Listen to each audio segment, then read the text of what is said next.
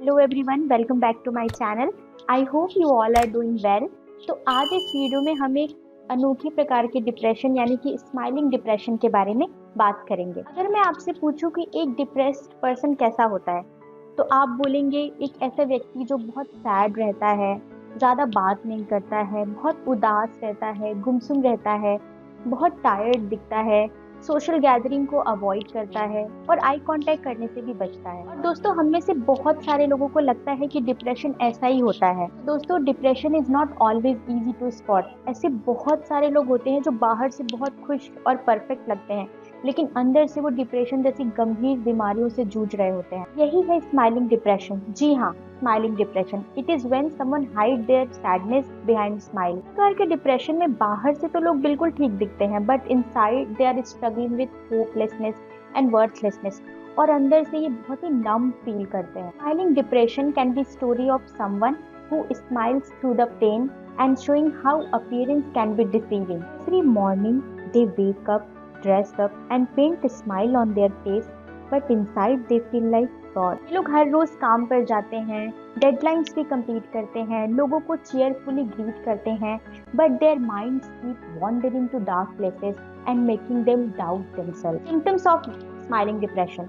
तो जो smiling depression है उसके सिम्टम्स जो जनरल डिप्रेशन है, जो सामान्य डिप्रेशन है, उससे थोड़े अलग हो सकते हैं। स्माइलिंग डिप्रेशन में व्यक्ति बाहर से तो बहुत खुश और एनर्जेटिक दिखते हैं, बट अंदर से वो खुद को बहुत ही अकेला, सैड, हेल्पलेस और वर्थलेस भी महसूस करते हैं। स्माइलिंग डिप्रेशन में व्यक्ति बहुत ज्यादा अपने आप को बिजी रखने की कोशिश करता है ताकि वह अपना ध्यान जो है वो इन प्रॉब्लम से हटा सके। इनमें सेल्फ कॉन्फिडेंस की काफी कमी होती है, लेकिन दूसरों के सामने ये खुद को बहुत स्ट्रांग दिखाने की कोशिश करते हैं। स्माइलिंग डिप्रेसिव जो व्यक्ति होते हैं उनके थॉट बड़े डीप होते हैं, जैसे उन्हें वर्थलेसनेस की फीलिंग हो रही होती है, उन्हें लगता है लाइफ का कोई मकसद नहीं है। स्माइलिंग डिप्रेशन में जो पर्सन होते हैं वो दिखावे के लिए बाहर से बहुत चीयरफुल और एक्टिव दिखते हैं, लेकिन अंदर से वो टूट चुके होते हैं। Causes of smiling depression. Smiling depression के पीछे कई सारे कारण हो सकते हैं, जैसे सोशल प्रेशर, यानी तुम्हें हमेशा खुश रहना चाहिए जैसी बातें। परफेक्शनिज्म, कुछ लोग परफेक्ट दिखने के लिए अपने पेन से अपनी प्रॉब्लम्स को छुपाने की कोशिश करते हैं। अनरियलिस्टिक एक्सपेक्टेशन, यानी जो परफेक्शनिस्ट लोग होते हैं वो अपनी ऊपर जरूरत से ज्यादा प्रेशर डालते हैं और जो भी उनकी वीकनेसेस है उसको छुपाने की कोशिश करते हैं। कल्चर, हम जिस सोसाइटी में रहते हैं वहां पर सैड दिखना या वीक दिखने को गलत माना जाता है, तो ये भी बहुत बार स्माइलिंग डिप्रेशन का रीजन बन सकता है। स्माइलिंग डिप्रेशन के पीछे बहुत सारे साइकोलॉजिकल रीजंस भी हो सकते हैं, जैसे कि ट्रॉमा या पर्सनल लॉस। फैमिली में अचानक से किसी की डेथ हो जाने पर जो भी रिस्पॉन्सिबल पर्सन होते हैं, बहुत बार वो खुद को स्ट्रॉन्ग दिखाने के लिए स्माइल करते रहते हैं और अंदर ही अंदर बहुत प्रॉब्लम्स या पेन से जो है वो जूझ रहे होते हैं। शेम और स्टिग्मा का डर, जैसे कि लोगों को लगता है कि अगर मैं किसी को बताती हूँ कि मुझे डिप्रेशन है तो लोग क्या सोचेंगे, लोग मुझे वीक समझेंगे। इस प्रकार के रीजंस भी हो सकते हैं। सुपरफिशियल खुशी का प्रेशर, यानी लोगों को दिखाने के लिए कि मेरी लाइफ बहुत परफेक्ट है, मैं बहुत खुश हूँ। इस तरीके के रीजंस भी हो सकते हैं स्माइलिंग डिप्रेशन के पीछे। स्माइलिंग डिप्रेशन से होने वाले खतरे।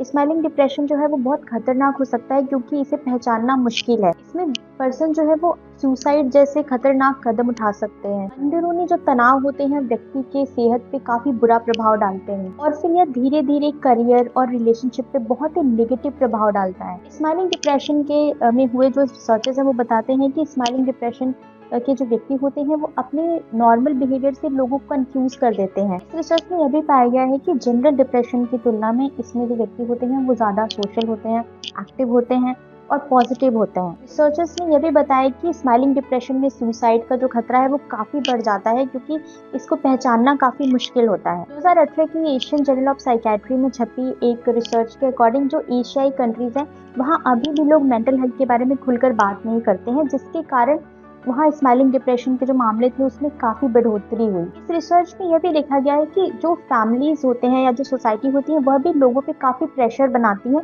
कि वो अपनी पेन को छुपाएं और हमेशा खुश दिखने की कोशिश करें। फ्रंटियर्स इन साइकोलॉजी में छपी एक रिसर्च जिसमें रिसर्चर्स ने जो हाई फंक्शनिंग पर्सन थे उन पर फोकस किया था जिन्हें मेंटल हेल्थ इश्यूज थे।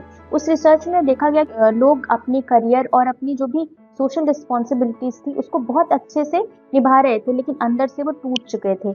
इस रिसर्च में यह भी देखा गया कि 35% ऐसे लोग जो जिनके की सुसाइडल अटेम्प्ट फेल हो गए उन सब में स्माइलिंग डिप्रेशन के सिम्टम्स थे। कुछ रिपोर्ट्स ये भी बताते हैं कि सोशल मीडिया भी स्माइलिंग डिप्रेशन को बढ़ाने में काफी इंपॉर्टेंट रोल प्ले करता है। जैसे सोशल मीडिया पर परफेक्ट लाइफ दिखावे का जो प्रेशर होता है यह भी स्माइलिंग डिप्रेशन को बढ़ाता है। और स्टडीज में पाया गया है कि सोशल मीडिया में जो लोग बहुत परफेक्ट लाइफ दिखाते हैं यानी बहुत चेयरफुल लाइफ दिखाते हैं, असल में वो लोग डिप्रेशन या फिर दूसरे मेंटल हेल्थ इश्यूज से गुजर रहे होते हैं। वर्ल्ड हेल्थ ऑर्गेनाइजेशन के अकॉर्डिंग वर्ल्ड में 264 मिलियन लोग जो है वो डिप्रेशन से गुजर रहे हैं।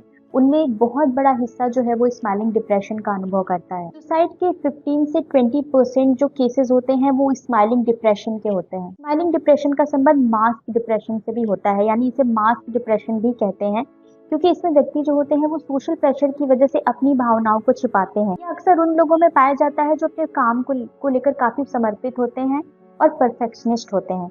इसका मेन कारण हो सकता है सोशल एक्सपेक्टेशंस, जैसे हमेशा खुश रहना चाहिए या फिर अपनी जो भी वीकनेसेस है उसको छुपाने की प्रवृत्ति। स्माइलिंग डिप्रेशन में सबसे पहले आप अपनी फीलिंग्स को समझें, खुद को समय दें और ये सोचने की कोशिश करें या समझने की कोशिश करें कि आप कैसा फील कर रहे हैं। किसी से बात करें, वह कोई भी हो सकता है, आपका कोई कॉलीग हो सकता है, आपका कोई क्लोज फ्रेंड हो सकता है, कोई फैमिली मेम्बर हो सकता है, उससे खुलकर बात करें। डेली रूटीन बनाएं, एक्सरसाइज, योगा और मेडिटेशन जैसी एक्टिविटीज आपको अपने मेंटल हेल्थ को समझने में, अपने मेंटल कंडीशन को समझने में काफी हेल्पफुल हो सकती हैं। मेंटल हेल्थ प्रोफेशनल के पास जाएं, उनसे हेल्प लें। अगर आप किसी को बहुत ही खुश, परफेक्ट या बिना प्रॉब्लम का दिखता पाते हैं तो उनसे उनकी रियल फीलिंग जरूर पूछें। हो सकता है ये सिंपल और सपोर्टिव बातचीत किसी की जान बचा सकती है। If you found this video helpful, make sure to like, share and subscribe to spread awareness. Thank you.